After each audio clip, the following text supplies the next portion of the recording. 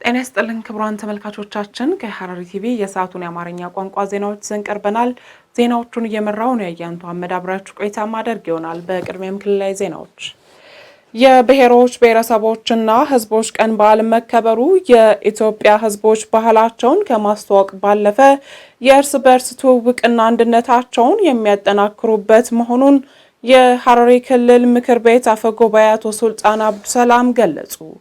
በዓሉን አስመልክቶ አፈጉባኤው በማዕከላዊ ኢትዮጵያ ክልል ከሐረሪ ክልል ብዙሃን መገናኛ ኤጀንሲ ጋር ቆይታ አድርገዋል።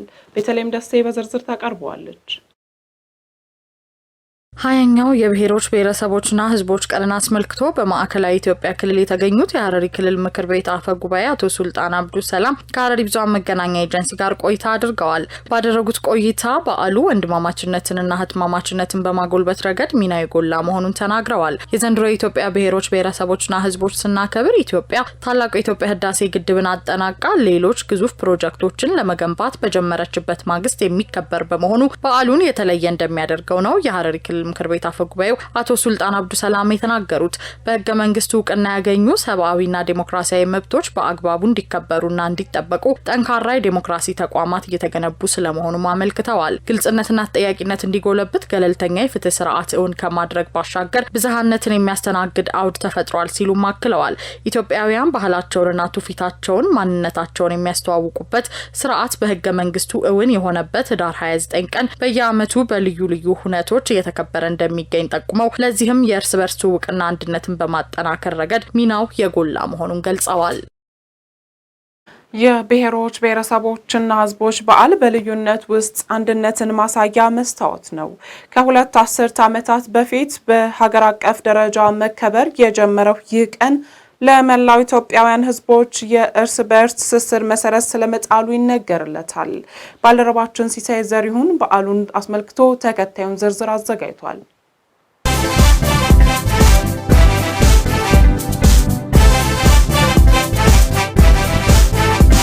ከሁለት አስርት ዓመታት በፊት በኢትዮጵያ ዘመን አቆጣጠር ሚያዝያ 21 1998 በፌዴሬሽን ምክር ቤት ህገ መንግስቱ የጸደቀበትን ህዳር 29 የኢትዮጵያ ብሔሮች ብሔረሰቦችና ህዝቦች ቀን ተብሎ በሀገር አቀፍ ደረጃ እንዲከበር ሲወሰን የኢትዮጵያ ህዝቦች መክረውና ፈቅደው ያጸደቁት ህገ መንግስት ያስገኘላቸውን ጥቅሞች እንዲያስቧቸው መብቶቻቸውንና ነፃነቶቻቸውን ጠብቀው በማቆየት ባህልና ማንነታቸውን እርስ በርስ ማስተዋወቅና ማስተሳሰር እንዲችሉ ለማድረግ ዓላማን አድርጓል።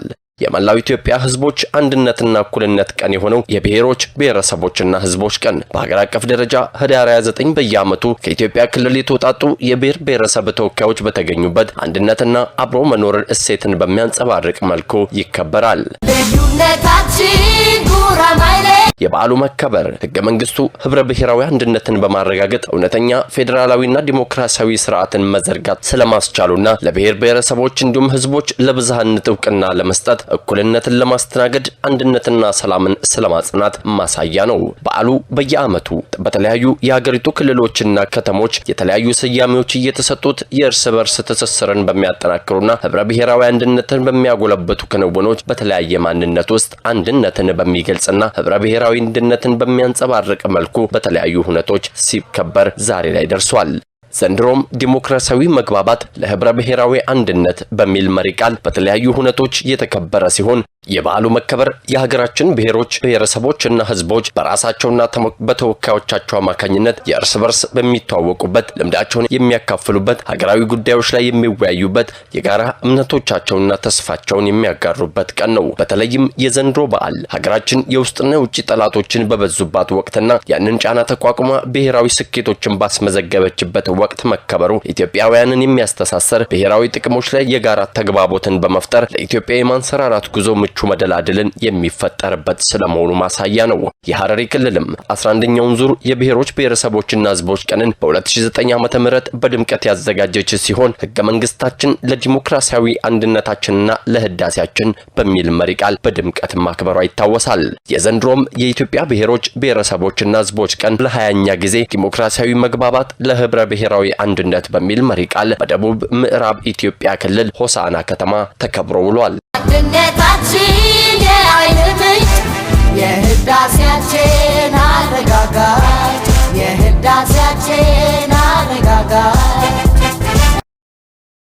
ከሙስናና ብልሹ አሰራር የጸዳች ሀገር ለመገንባት ሙስናን የሚጸየፍ ትውልድ መፍጠር እንደሚገባ ተገለጸ። በሐረሪ ክልል ጅኔላ ወረዳ ትውልድን በስነ ምግባር ተቋምን በአሰራር በሚል መሪ ቃል የጸረ ሙስና ቀን ተከብሯል። ዘገባው የባልደረባችን አረፋት ኡስማን ነው። ናርዶስ ዳምጤ በዝርዝር ታቀርበዋለች።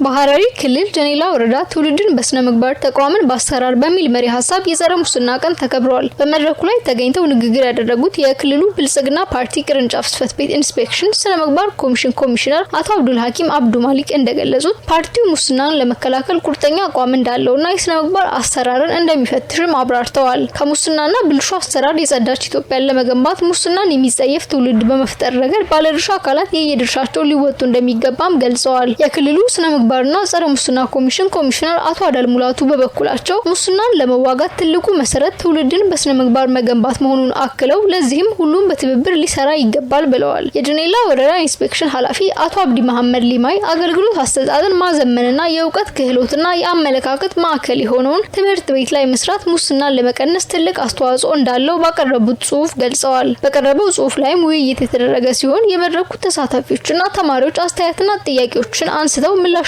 ማብራሪያም ተሰጥቶባቸዋል። ዘንድሮ በዓለም አቀፍ ደረጃ የጸረ ሙስና ቀን ለ22ኛ ጊዜ፣ በሀገር አቀፍ ደረጃ ለ21ኛ ጊዜ እንዲሁም በክልላችን ደግሞ ለ20ኛ ጊዜ እየተከበረ ይገኛል። ወጣቶች ማህበራዊ ሚዲያን ሲጠቀሙ የሀገሪቱን ደህንነት በመጠበቅ ለሀገር ግንባታ ሊሰሩ ይገባል ተባለ። የምስራቅ ልማት ኢኒሼቲቭ ፕሮጀክት በማህበራዊ ሚዲያ አጠቃቀምና በሰላም ዙሪያ በክልሉ የግንዛቤ መድረክ አካሂደዋል። ዘገባው የትትና ተስፋዬ ነው። ናርዶስ ዳምጤ በዝርዝር ታቀርበዋለች።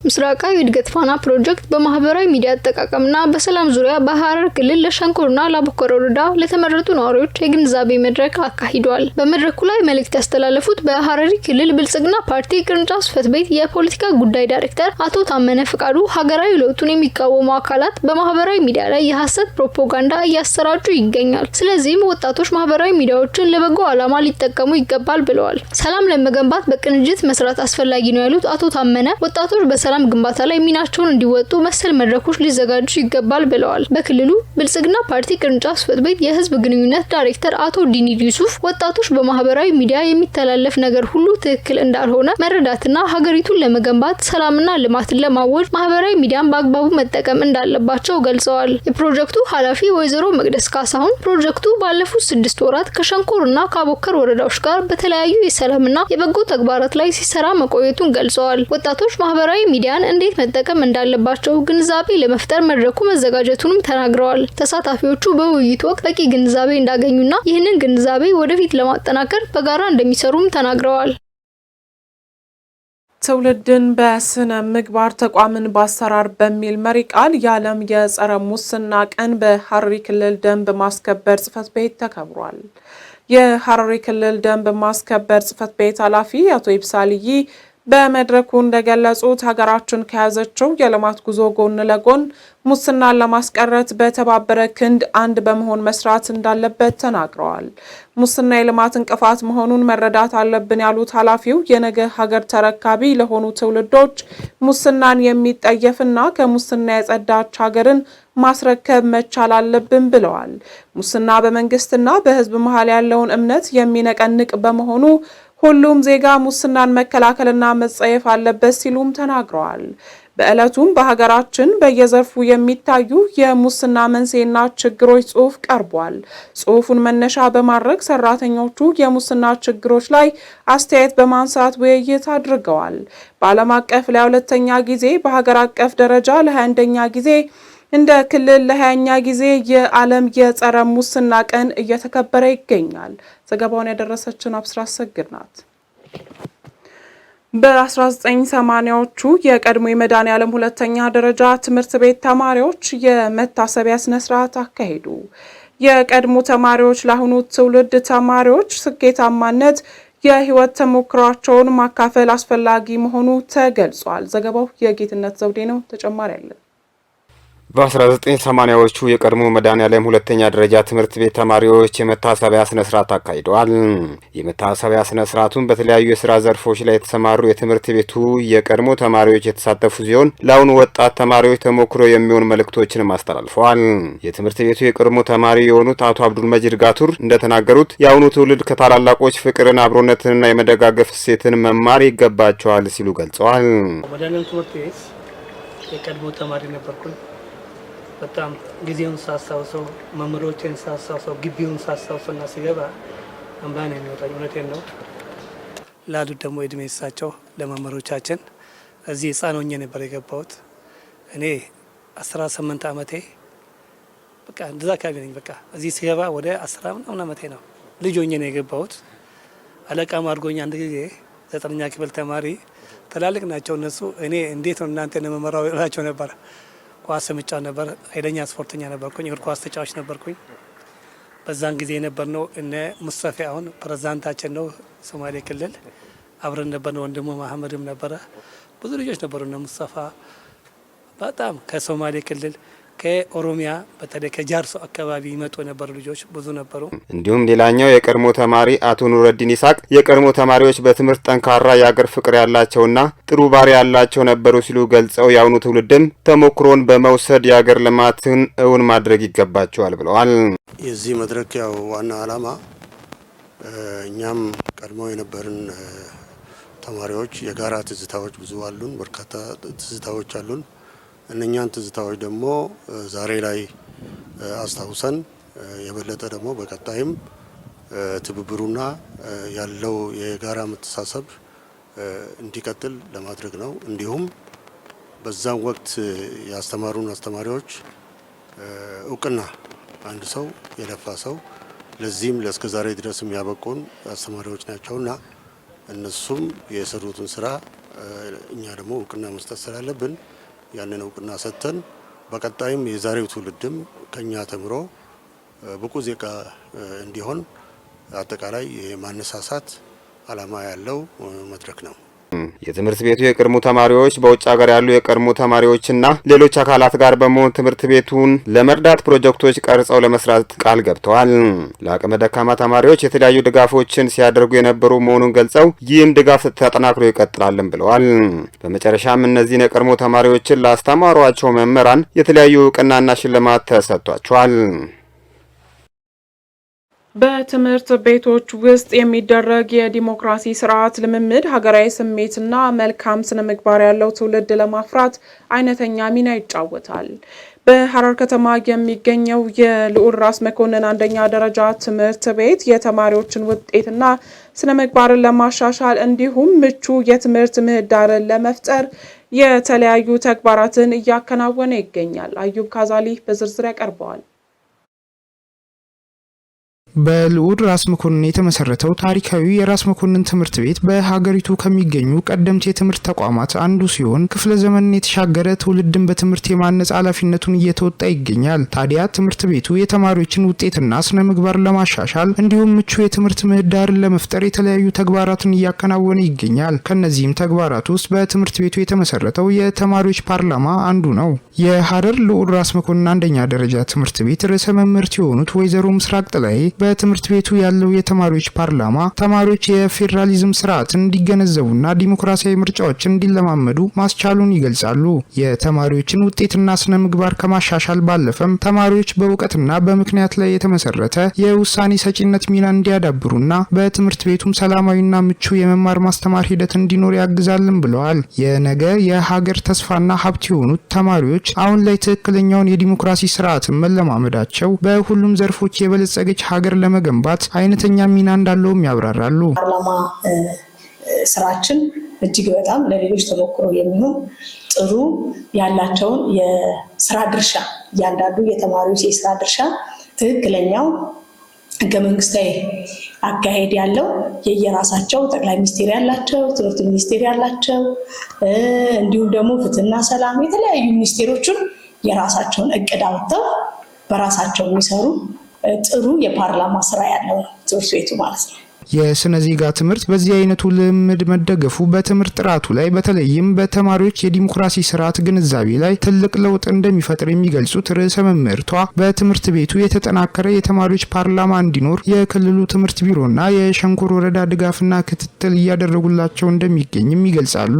የፓርላማ ስርዓታችን እንዲሁም ደግሞ ተማሪዎች ከታች ጀምሮ ይሄንን ትምህርት መውሰዳቸውና እንዲሁም ደግሞ ሲቲዝንሺፕ ኢንተግሬት ተደርጎ ትምህርቱ መሰጠቱ እጅግ በጣም የሚበረታታ ትምህርት ቤታችን ላይ አጠናክረን የምንቀጥልበት ለሌሎች ደግሞ እንደዚሁ ተሞክሮ የምናደርግበት ስለሆነ እኔ እውነት ነው ከታች ጀምሮ እንደዚህ አይነት ስርዓቱ በሀገሪቱ ደረጃ ያለውን ነገሮች ታች ትምህርት ቤት ላይ ወርዶ ሚኒስቴር፣ ጠቅላይ ሚኒስቴር፣ አፈጉባኤ ሁሉ የተለያዩ ሚኒስቴሮችን የያዘውን ነገሮች እንደዚህ ማድረጋቸው እንደዚህ መሰራቱ ለወደፊቱ እውነት ነው ከፍ ሲሉ ምንም ነገር የሚቸግራቸው ነገር ያለ አይመስለኝም።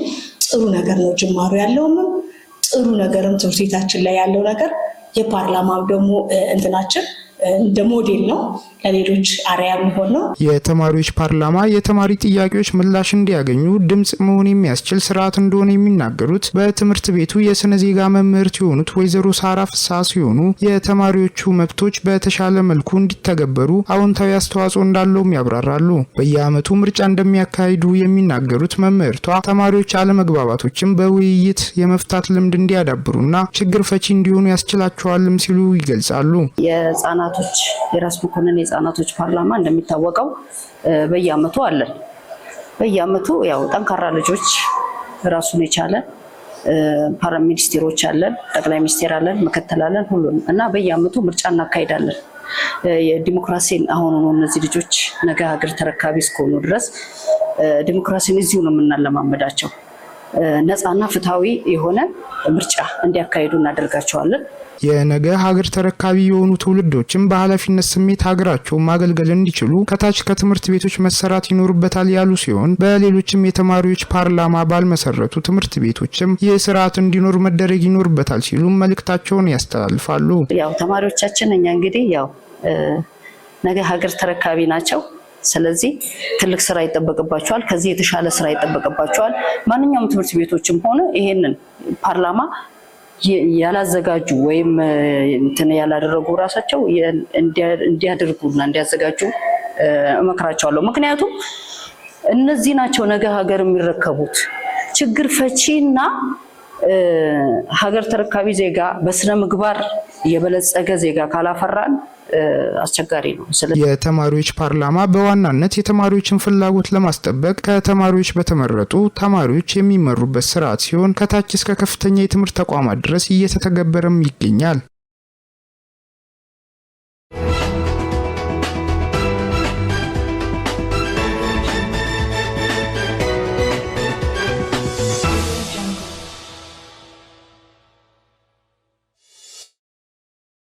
ክቡራን ተመልካቾቻችን ከሐረሪ ቲቪ ዜናዎቻችን ወደ እናንተ መድረሳቸውን እንደቀጠሉ ናቸው። ወደ ሀገር አቀፍ ዘገባዎች ስናልፍ የኢትዮጵያን ሁለንተናዊ ብልጽግናን በማረጋገጥ በመደመር እሳቤ ኢትዮጵያን እውን ለማድረግ በአብሮነት መስራት ይገባል ሲሉ የኢፌዴሪ ጠቅላይ ሚኒስትር ዶክተር አብይ አህመድ ተናገሩ።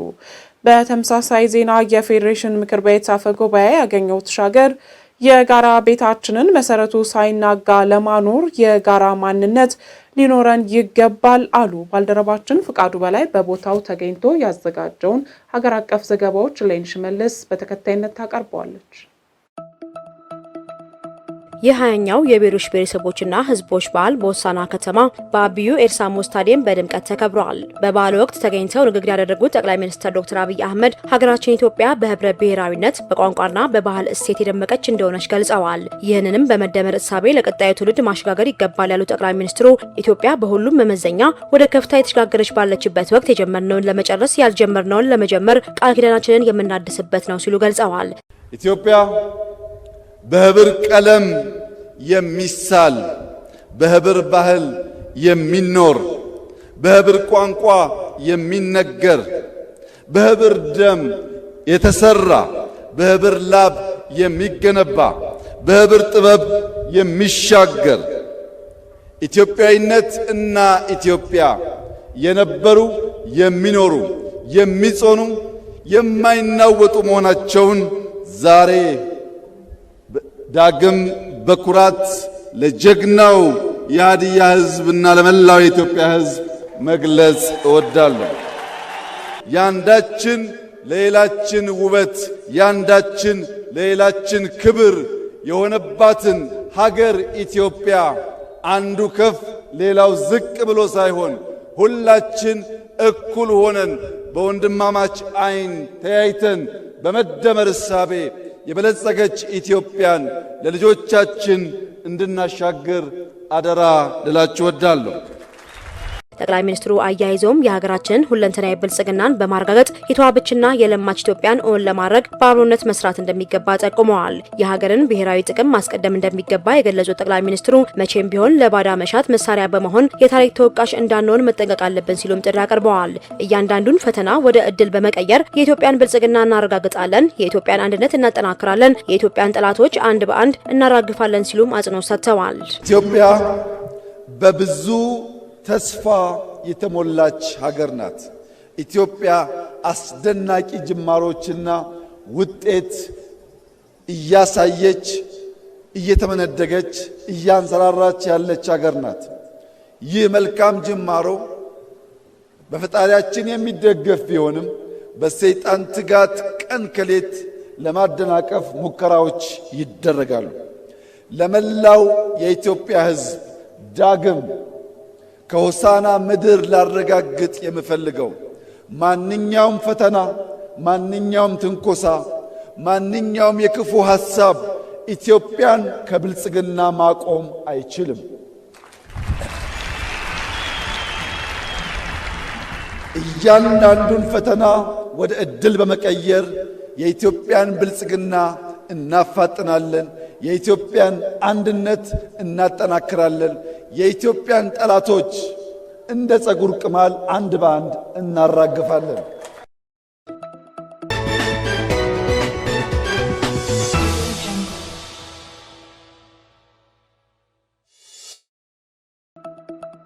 የፌዴሬሽን ምክር ቤት አፈ ጉባኤ አቶ አገኘው ተሻገር የጋራ ቤታችን መሰረቱ ሳይናጋ ለማኖር የጋራ ማንነት ሊኖረን ይገባል አሉ። 20ኛው የኢትዮጵያ ብሔሮች ብሔረሰቦችና ሕዝቦች ቀን በዓል ዲሞክራሲያዊ መግባባት ለህብረ ብሔራዊ አንድነት በሚል መሪ ሀሳብ በሆሳና ከተማ ተከብሯል። በዓሉ መከበሩ ብሔሮች ብሔረሰቦችና ሕዝቦች እሴቶቻቸውን አጉልተው በማሳየት ህብረ ብሔራዊ ሀገራዊ መግባባት እንዲፈጠር ለማስቻል ጉልህ ሚና አለው ብለዋል። የጋራ ኢትዮጵያዊ እሴቶቻችንን እየጎለበቱ እንዲሄዱ ለማስቻል አሰባሳቢ ትርክቶችን መገንባት እንደሚያስፈልግም አጽንኦት ሰጥተዋል።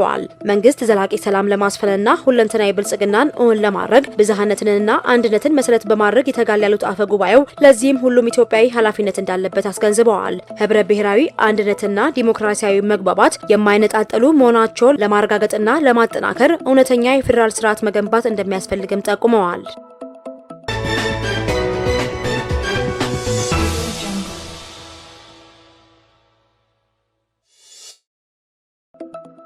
የኢትዮጵያን ብሔራዊ ጥቅሞች ለማስጠበቅ የክልላችን ህዝብ ትጋቱን ይቀጥላል ሲሉ የማዕከላዊ ኢትዮጵያ ክልል ርዕሰ መስተዳድር አቶ እንዳሻው ጣሰው ገልጸዋል። ርዕሰ መስተዳድሩ የብሔሮች ብሔረሰቦችና ህዝቦች ቀን በዓል ብሔራዊ መግባባትን በማጠናከር የሀገረ መንግስት ግንባታ ሂደትን ለማሳለጥ ከፍተኛ ፋይዳ አለው ብለዋል። ኢትዮጵያውያን ትውፊቶቻቸውና ልምዶቻቸውን የሚለዋወጡበት እድል መሆኑንም ጨምረው ተናግረዋል። ቀኑ በሀሳብ ልዕልና በመመራት ለብሔራዊ ጥቅም ቅድሚያ በመስጠት የመከባበርና የመወያየት ባህልን በማላቅ የዳበረ ዲሞክራሲያዊና የአካታችነት ባህል ሴቶችን ለማስረጽ እንደ አንድ መልካም አጋጣሚ ይወሰዳል ሲሉም ገልጸዋል። የምግብ ሉዓላዊነትን በጋራ ጥረት እውን በማድረግ ሀገራችን ክብሯ የተሟላ እንዲሆን የብልጽግና ጉዞዋም እንዲሳካ የተጀመሩ ጥረቶች እንደ ክልል ተጠናክረው እንደሚቀጥሉ አረጋግጠዋል።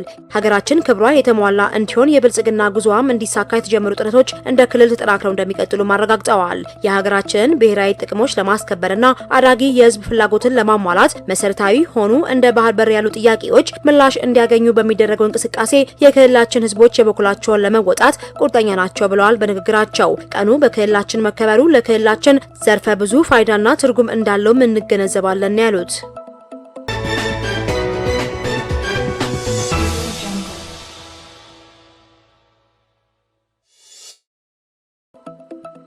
የኦሮሚያ ክልል የ21ኛውን የብሔሮች ብሔረሰቦችና ህዝቦች ቀንን እንዲያስተናግድ ተመርጧል። በዚህም መሰረት 21ኛው የብሔሮች ብሔረሰቦችና ህዝቦች ቀን በጅማ ከተማ እንደሚከበር ተገልጿል። በዚህም መሰረት የኦሮሚያ ክልል ርዕሰ መስተዳድር ሽመልስ አብዲሳ ከማዕከላዊ ኢትዮጵያ ክልል ርዕሰ መስተዳድር ዶክተር እንዳሻው ጣሰው የዝግጅቱን ሰንደቅ ዓላማ ተረክበዋል።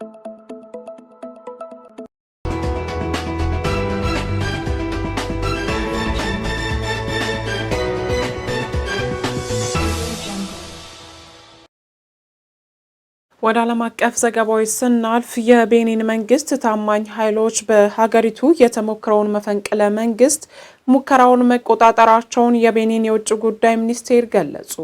የአፍሪካ ህብረትን ጨምሮ አፍሪካ ሀገራት የኢኮኖሚ ማህበረሰብ ወይም ኢኮዋስ በቤኒን የተሞከረውን መፈንቅለ መንግስት አውግዘዋል። ከተለያዩ መገናኛ ብዙሃን የተገኘውን ዘገባ ምስጋና ኃይሉ እንደሚከተለው አዘጋጅቶታል። በቤኒን የተደረገው የመፈንቅለ መንግስት ሙከራ በቁጥጥር ስር መዋሉን የውጭ ጉዳይ ሚኒስትር ኦሉሴጉን አዲጂዲ በክሪ ተናገሩ። የአገሪቱ መንግስት ይፋ እንዳደረገው ሙከራ ቢደረግም አብዛኛው ሰራዊት ታማኝ በመሆኑ ሁኔታውን ተቆጣጥረናል ሲሉ ለምዕራባውያን ሚዲያዎች ተናግረዋል። አነስተኛ ቁጥር ያላቸው ወታደሮች መንግስትን ለመጣል ሞክረው እንደነበር ያነሱት ሚኒስትሩ፣ ሆኖም ለታሎን አስተዳደር ታማኝ የሆኑ ኃይሎች ስርዓቱን ለማስመለስ እየሰሩ እንደሆነ ገልጸዋል። አመፀኞቹ የመንግስት ቴሌቪዥን ጣቢያን ብቻ ለመቆጣጠር ቢችሉም ጋዜጠኞች ተባባሪ ባለመሆናቸው ስርጭቱ ለበርካታ ደቂቃዎች ተቋርጦ እንደነበረ ሚኒስትሩ አክለዋል። የወታደራዊ ቡድን አመፀኞች በሪፐብሊካን ጥበቃ ቁጥጥር ስር እንደዋሉ አንድ የአገሪቱ ዜና ድረገጽ ዘግቦ ነበር።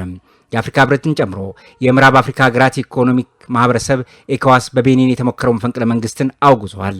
የምዕራብ አፍሪካ ሀገራት የኢኮኖሚ ማህበረሰብ የሪፐብሊካኑ ጦር ጥረቶችን በማድነቅ ለቤኒን መንግስት ድጋፉን ገልጿል። ኢኮዋስ ይህን የቤኒን ህዝብ ፍላጎት የናደ ምዕራብ አፍሪካ ሀገራት የኢኮኖሚ ማህበረሰብ የሪፐብሊካን ጦር ጥረቶችን በማድረግ ለቤኒን መንግስት ድጋፉን አጠናክሮ እንደሚቀጥልም ነው የተናገረው። የቤኒን ህዝብ ፍላጎት የናደ ህገ ወጥ ነው ጉዳዩን አኮስሶታል። የመፈንቅለ መንግስቱ መሪዎችም በድርጊታቸው ለደረሰው ማንኛውም ህይወትና ንብረት መጥፋት በግለሰብና በጋራ ተጠያቂ ይሆናሉ ሲልም አሳስቧል። የአፍሪካ ህብረት ኮሚሽን ሊቀመንበር መሐመድ አሊ ዩሱፍ በበኩላቸው በመፈንቅለ መንግስቱ ሙከራ የተሳተፉ ሁሉም አካላት ህገወጥ ድርጊታቸውን ወዲያው እንዲያቆሙ፣ የቤኒን ህገ መንግስት ሙሉ በሙሉ እንዲያከብሩ እናም ያለምንም መዘግየት ወደ ህጋዊ ተግባራቸው ሙያዊ ግዴታቸውን እንዲመልሱ ማሳሰቡ ይታወሳል። ይህ ዜና እስከተጠናከረበት ወቅትም የናይጄሪያ ጦር ጀቶችን ጨምሮ በርካታ ወታደሮችን ወደ ቤኒን መላኩን አልጀዚራ ዘግቧል።